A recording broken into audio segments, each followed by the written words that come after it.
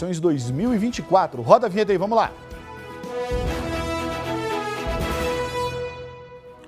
Os eleitores de Belo Horizonte e Uberaba voltam às urnas neste domingo para definir quem vai administrar as duas cidades pelos próximos 4 anos. E atenção, quem não compareceu às sessões eleitorais no primeiro turno pode sim votar agora.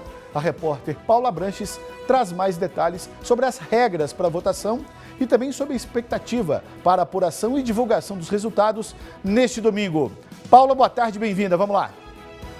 Fala, Garcia, boa tarde para você, para quem está ligadinho aí no Balanço Geral com a gente, aqui comigo Carlos Donizete, juiz do TRE, que vai tirar algumas dúvidas gerais aí para a gente dos preparativos antes das eleições. Juiz, boa tarde, doutor. Queria saber o seguinte, quando as urnas chegam às sessões, e aí, qual que é o próximo procedimento? Veja bem, nós estamos falando do segundo turno das eleições.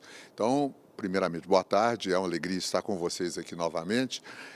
Nós vamos encaminhar, tanto na seção da cidade de Uberaba quanto Belo Horizonte, que são as duas únicas cidades do estado de Minas Gerais que têm o segundo turno, as urnas elas são encaminhadas antes das 7 horas para as sessões eleitorais. Nesse momento, já estão lá postos nas sessões eleitorais presidente de sessão, mesários, que recebem essas urnas e aí passa ao procedimento de ligar as urnas, fazer a emissão da zerésima, que nós chamamos, que são todos aqueles documentos necessários a iniciar todo o processo de votação, conferência de lacres, todos os documentos necessários, e aí sim, feito todos esses procedimentos, aguarda-se a chegada dos eleitores, que normalmente já estão ali nas portas da sessão eleitoral para iniciar a votação. E, doutor, é importante a gente falar também do trabalho dos mesários, né? O quanto eles são treinados para orientar as pessoas também que têm algum tipo de deficiência, seja físico ou visual. Os mesários, eu sempre digo que eles são a extensão do TRE em todos os sentidos. Seja por serem voluntários, seja por serem aquelas pessoas abnegadas que deixam o seu dia para fazer ali presente nas eleições, na sessão eleitoral. E nós temos aqueles que nós chamamos de facilitadores, que são aquelas pessoas encarregadas de todos os procedimentos de acessibilidade. Nós temos muitas sessões com pessoas com prioridades, com dificuldades de locomoção, e essas pessoas são aqueles que são encarregados de levar essas pessoas, de facilitar a ida dessas pessoas para que elas exerçam seu direito de voto. E é isso que nós sempre, todos os pleitos, agradecemos de coração a todas essas pessoas. Se houver alguma falha em alguma urna, essa substituição é feita de forma imediata ali? Imediata. Nós temos várias urnas que são dado cargas, normalmente, que nós chamamos de urnas de contingência. Essas urnas de contingências, elas são aquelas que ficam ali na reserva, caso tenha algum problema. Na maioria das vezes, quando a urna dá algum problema, basta ali reiniciar alguma situação, isso obviamente antes de iniciar a votação, e aquilo é solucionado. Mas, quando não tem essa possibilidade, automaticamente a urna é substituída por uma que já foi dado carga, sem nenhum problema ou atraso para a votação. E, doutor, após a votação, como é que funciona a divulgação dos votos? Até qual horário tudo deve ser apurado? Vocês esperam uma apuração rápida? Nós estamos esperando bastante esse ano, uma apuração bastante rápida. Por quê? Nós temos, na realidade, um voto só, né? A escolha do prefeito num segundo turno, onde só temos 2 candidatos. Então, não teremos filas, esperamos que não teremos filas nas sessões eleitorais. Às 17 horas, fechou o processo eleitoral, não vai haver necessidade de distribuição de senha, é o que a gente espera. Então, consequentemente, faz-se toda a finalização do processo eleitoral e já é encaminhado tanto as urnas eletrônicas quanto as mídias de votação para os locais de totalização e apuração dos votos. Isso nós estamos já viabilizando para que essas mídias eleitorais cheguem com bastante rapidez aos locais e, consequentemente, esse procedimento de transmissão será feito imediatamente. Esperamos que até lá pelas 19, 20 horas nós estaremos com tudo isso já finalizado.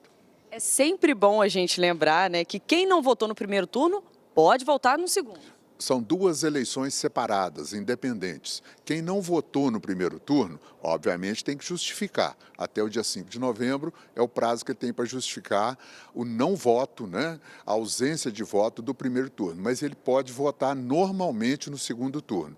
Se ele, mesmo assim, ele não tiver a possibilidade de votar no segundo turno, estiver fora do seu domicílio eleitoral, onde tenha a eleição, ele pode fazer a justificativa do seu voto, através do aplicativo do e-título, ou se dirigir a uma sessão eleitoral aonde ele estiver tendo a votação e fazer a justificativa, ou posteriormente, com relação ao segundo turno até o dia 7 de janeiro, ele pode fazer a sua justificativa. Lógico que depois do dia de hoje, ele tem que justificar e apresentar algum documento, seja um atestado médico, uma passagem aérea ou uma passagem de ônibus, não tem nenhum problema. Algum documento que comprove que ele não estava na sua zona eleitoral no dia das eleições. Assim vale para a biometria, né? Quem ainda não fez a biometria não tem problema, pode votar tranquilo. Vota tranquilo com o documento de identidade com foto, sem nenhum problema. Só frisando o seguinte,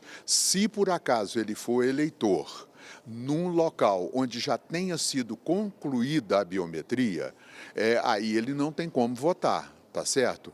Não tem como votar, porque ele não fez o cadastramento naquele local. Mas caso ele venha a Belo Horizonte ou Uberaba, ele vai exercer, que ainda não tem nenhum término do cadastro biométrico, ele pode fazer a sua votação mediante um documento de identidade com foto. Pode ir com alguma camisa do partido em que você apoia, doutor? Essa é uma dúvida também. Sem nenhum problema. Nós sempre estamos frisando isso para evitar contratempos, né, constrangimentos. No dia das eleições, o eleitor, a eleitora, ele pode se dirigir à sessão eleitoral portando ali uma camisa do seu candidato, um boné, um bottom, sem nenhum problema. É o que nós chamamos de manifestação silenciosa. É um direito dele, naquele dia, se manifestar nessa situação. Agora, o que nós chamamos a atenção é o que não pode é a aglomeração de pessoas. Várias pessoas com camisas, com bottoms, com bonés, aglomeradas e dando a isso o intuito de propaganda, de campanha eleitoral. Isso é proibido, não pode no dia das eleições. Bom reforçar também que o uso do celular na cabine de votação é proibida. Com certeza. Isso é muito bom a gente frisar.